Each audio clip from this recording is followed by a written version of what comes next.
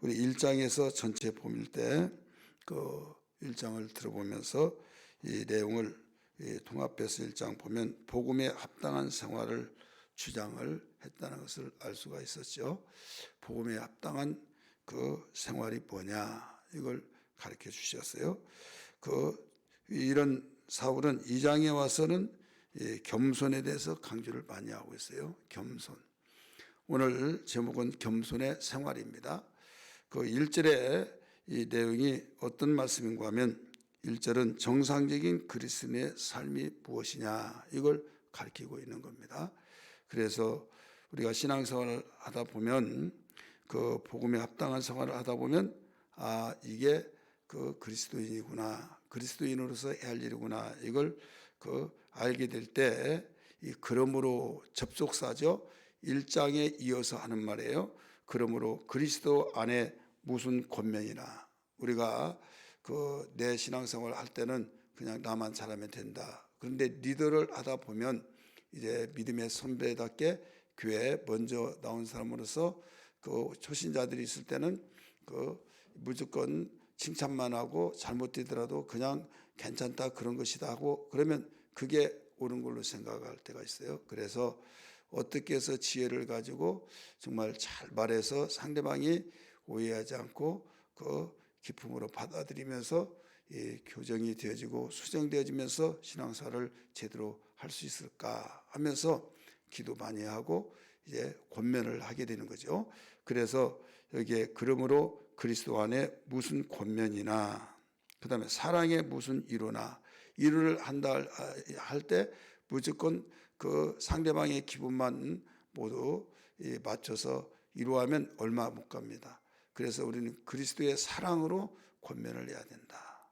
그 다음에 세 번째는 성령의 무슨 교제나 교제하는 것도 그냥 고향 물어보고 고향이 같다고 또 이 사람이 괜찮겠다 해서 그런 사람 저런 사람에서 이 마음에 맞는 사람끼리 이야기하고 하는 것은 인간으로서 당연한 것이나 우리는 거기에서 잠깐 아무리 급하더라도 빨간 신호등은 우리가 멈춰서 기다리면서 생각할 수밖에 없듯이 여기에서 사람은 인간이기 때문에 동질성이 있을 때 가까워집니다. 동질성이 없이는 우리가 이 거리감을 둘 수밖에 없는 거예요. 그게 잘못됐다고 하는 건 아닌데 여기에서 온전한 그리스도인이라고 한다면 여기서 어떻게 생각해야 되는가 하면 성령의 무슨 교제나 그래서 성령으로 교제하는 것을 주 안에서 교제하는 것을 항상 잊어버리지 말아야 된다. 이게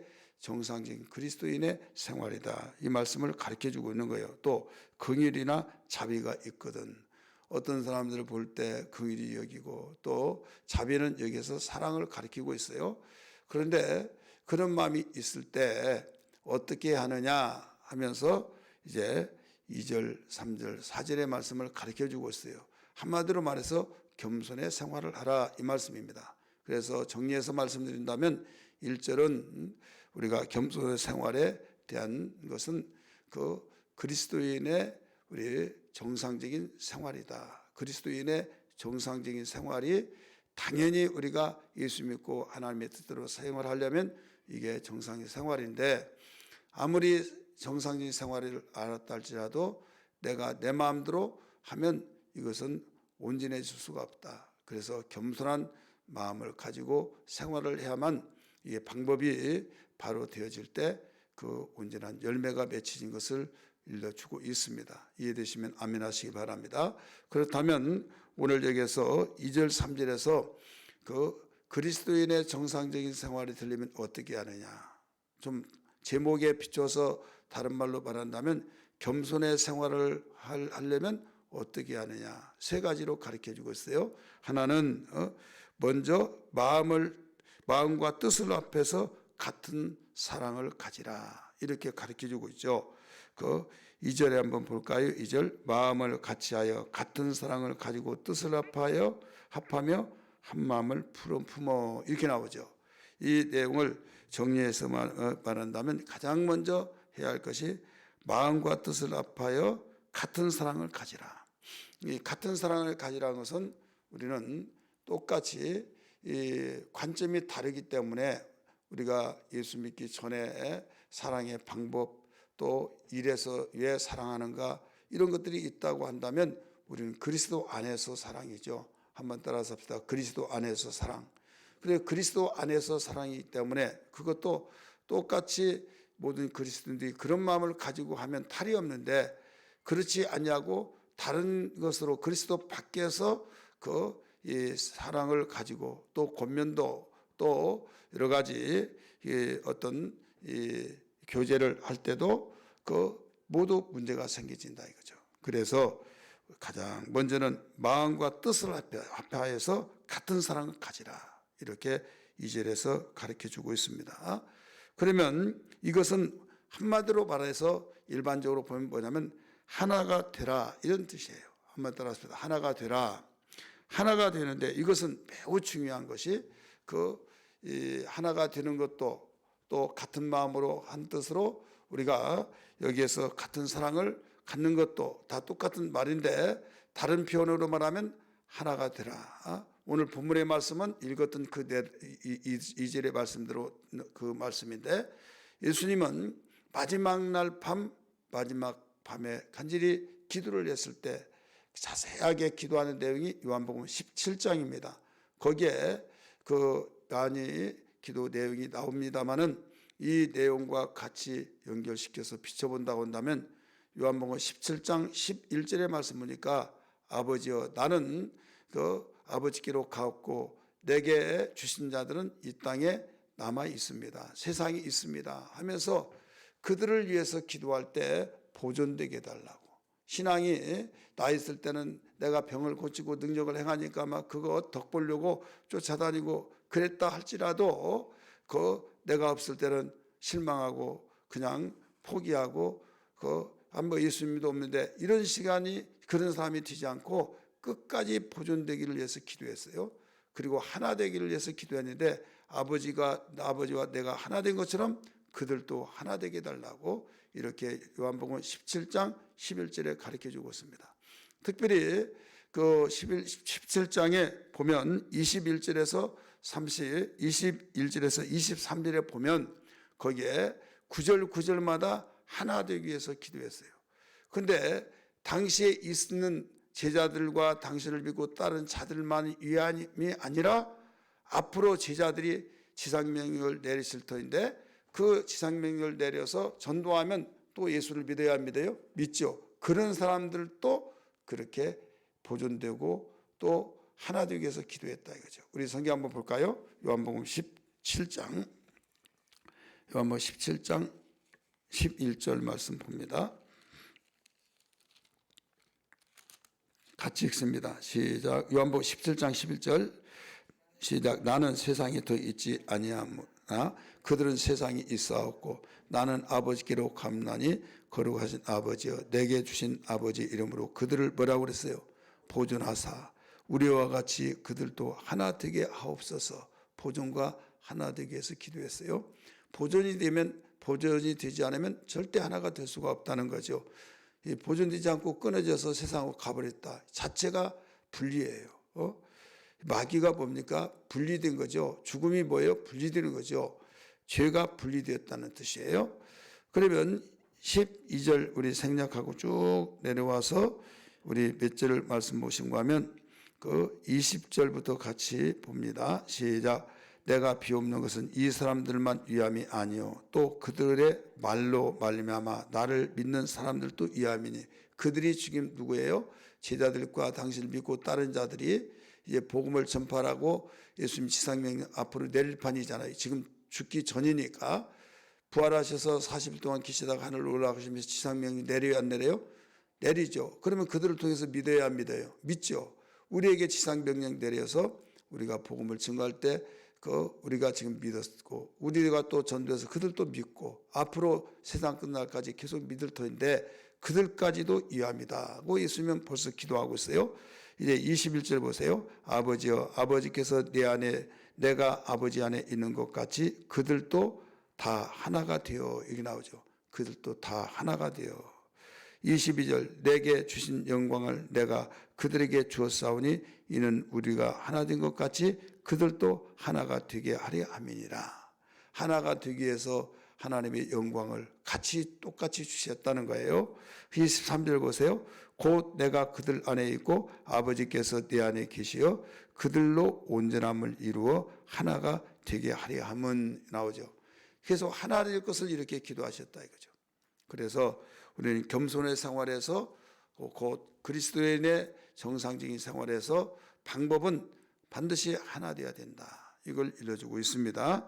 오늘 본문의 말씀대로 말한다면 먼저 마음과 뜻을 합하고 같은 사랑을 가지라 이 내용이에요. 두 번째는 그 시기심과 허영심으로가 아닌 겸손한 마음으로 남을 더 낮게 여기라. 내 자신보다 다른 사람 상대방을 더 높이라 이런 말씀이에요. 3절 말씀 볼까요? 오늘 빌립보서 2장 3절 시작. 아무 일에든지 다툼이나 허영으로 하지 말고 오직 겸손한 마음으로 각각 자기보다 남을 낮게 여기고. 한마디로 이것은 자신을 살피라는 거예요. 자신을 살펴라. 갈라디아 6장 10절에 나오죠. 자신을 살피라 이렇게 가르쳐 주는데 여기에서 우리는 모두 다 자신을 살피지 아니하고 엉뚱한 내가만 옳으면 옳고 상대방은 틀리면 틀린 거고 하면서 내가 판단해서 나는 의롭고 상대방은 다 불법적이고 잘못됐다 이렇게 생각하다 보면 끝없는 평행성이 가는 거예요. 이 물과 기름은 하나가 될 수가 없듯이 하나 된 것 같은데 식어버리면 또 원상태 되잖아요. 감정이 풍성하고 서로 좋을 때는 막 하나 된 것 같은데 감정이 식어버리면 똑같아요. 그래서 우리가 그리스도의 사랑으로 충만해야 된다. 성령 충만해야 된다. 성령 충만해요. 그리스도를 그 마음을 품고 오직 그로 인하여서 그 때문에 예수님 때문에 우리가 하나 되었다. 그러니까 예수님 때문에 되었기 때문에 우리가 예수님과 멀어지면 결국 다 멀어진다 이거예요. 그래서 내가 자신이 교만한가 아니면 내 자신만을 위해서 상대방을 바라보고 내 기준에서 바라본가 이것을 반드시 우리는 자신을 살펴야 될 줄 믿습니다. 온전히 우리가 다른 사람이 나보다 더 낫다 이렇게 생각한 것이 우리가 정상적인 그리스도인이고 또 이 겸손의 생활 중에 두 번째 가르쳐주고 있습니다. 세 번째는 자기의 일만 돌볼 것이 아니라 남의 일까지도 돌아봐 줄 알아야 된다 이거예요. 여러분 예수 믿지 아니한 사람은 자기 일만 돌보죠. 다른 사람은 뭐 하든 말든 나오고 관계없어 이거잖아요. 그렇다면 우리는 봉사라는 것이 있잖아요. 그래서 OK 사역 같은 경우는 남을 위해서 돌봐주는 거죠. 그래서 여기에 4절 말씀 보면 그런 말이 나와요. 각각 자기 일을 돌볼 뿐더러 그러니까 자기 일은 반드시 행한 건 당연한 거고 그렇다고 자기 일 했다고 해서 나는 몰라 해버리면 이것은 정상적인 그리스도인의 생활이 아니다. 오늘 제목에 비춰 말하면 겸손의 생활이 아니다. 겸손은 상대들이 있기 때문에 상대들에게 상처를 주지 않고 상대들을 격려하고 위로하고 또 그리스도의 사람으로 되어지기 위해서는 내가 죽어야 하잖아요. 내가 살고는 절대 그렇게 될 수 없어요. 그래서 예수님이 한 알의 밀알이 땅에 떨어져서 땅에 썩으면 많은 열매를 거둔다라고 했듯이 우리를 상대가 있기 때문에 겸손하라라고 하는 말이 여기에 성립되는 것입니다. 나 혼자는 뭐 겸손하라 그런 말 할 필요가 없잖아요. 누구를 위해서 겸손하라고 한 겁니까? 다른 사람들을 위해서 겸손하라는 거예요. 그렇다면 여기서 보면 이 말은 오늘날 한마디로 말한다면 이 내용은 서로 돌보는 생활을 말하고 있죠. 4절 말씀 다시 보면 각각 자기를 돌볼 뿐더러 또한 각각 다른 사람의 일을 돌보아 나의 기쁨을 충만하게 하라. 여기에서 사건 속에서 보면 바울이 지금 감옥에 있죠. 감옥에서 이 소리를 들을 때 얼마나 기쁠까요? 근데 그 기쁜 마음이 그냥 개인적인 단순한 나를 좀 기쁘게 해주라, 그게 아니라 주님의 뜻대로 살고 주님의 뜻대로 성장하고 하나님께서 원하시는 기쁜 일을 하면 바울의 기쁨이, 그게 기쁨이잖아요. 정상적인 목사라고 한다면 그 성도들이 오직 예수님의 뜻대로 말씀대로 살아가고 말씀대로 성장하고 그보다 더 기쁜 것이 없다는 것을 알아야 될 줄 믿기 바랍니다. 그렇기 때문에 이 내용은 누구의 기쁨이요? 주님의 기쁨입니다. 주님의 기쁨이 되게 하라, 이런 말씀이에요. 모든 것이 나를 위한 것이라면 내가 나에 대한 거. 근데 예수님은 우리를 기쁘게 하기 위해서, 하나님께는 영광이요 우리에게는 우리가 기쁘고 행복하기 위해서 십자가에 못 박혀 죽으셨던 것처럼 마찬가지로 우리들도 이제 복음을 알고 사랑의 빛을 외에는 지지 말아라 하면서 우리에게 복음을 증거하라고 했지 않습니까? 그렇기 때문에 우리가 이와 같이 사랑으로 서로 돌봐라, 이웃을 사랑하라, 이 말이죠. 이 돌보지 아니하고는 양육이 될 수 없던 거죠.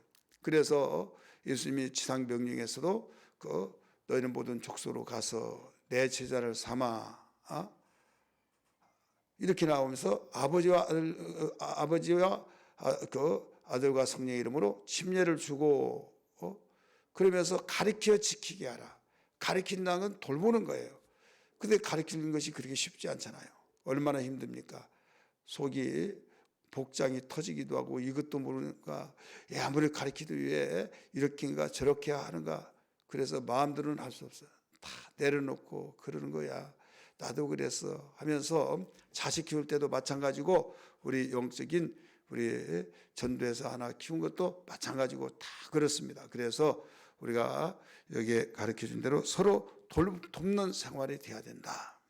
우리의 봉사의 생활에 이르기까지. 그래서 어떤 일이 있더라도 이렇게 정상적인 생활을 잘해서 하나님께 영광 돌리고 우리 서로 더불어 하나님께 영광 돌리는 모든 사람이 되어야 될 줄 믿습니다. 그리하면 이 모든 걸 내게 더하시리라. 축복, 이 자체가 축복이에요. 신명대로 거두니까요. 우리 기도하겠습니다.